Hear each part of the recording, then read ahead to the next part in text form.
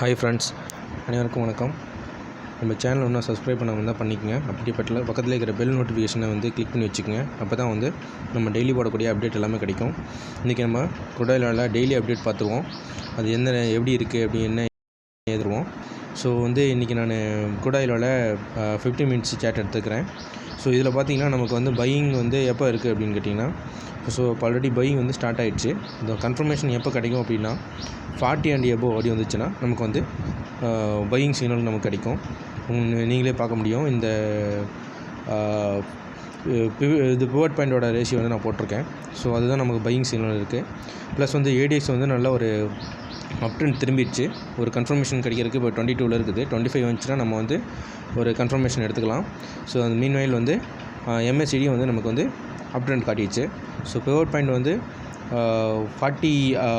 38 இருக்குங்காட்டி நம்ம 40 and above போச்சுன்னா நம்ம ஒரு ஸ்ட்ராங் பை கிடச்சிரும். நம்ம அங்கே ஷூராக பை பண்ணலாம்.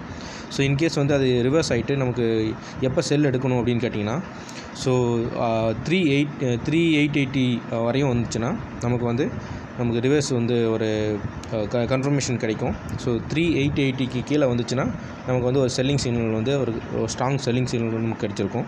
அந்த டைமில் நம்ம மெயினாக பார்க்க வேண்டியது ADX லைனும் ப்ளஸ் நம்ம MACDயோட கன்ஃபர்மேஷனும் பார்த்துக்கணும். ஸோ இதுதான் மெயினாக ஃபோக்கஸ் பண்ணணும். நம்ம ஈவினிங் பார்ப்போம் இதோட எப்படி பர்ஃபார்மன்ஸ் இருக்குது. ஸோ 40 and above மேலே போச்சுன்னா பை எடுப்போம். 380க்கு மேலே கீழே வந்துச்சுன்னா நம்ம செல் எடுப்போம். சேஃபாக ட்ரேட் பண்ணுங்கள். வெயிட் பண்ணி பொறுமையாக ட்ரேட் பண்ணுங்கள். ஸோ இது ஜஸ்ட் ஒரு டிப்ஸு தான். ஸோ இதுதான் கன்ஃபர்மேஷன் அப்படின்லாம் சொல்ல முடியாது. ஸோ உங்களுக்கு ஜஸ்ட் ஒரு டிப்ஸ் மாதிரி கொடுக்குறோம்.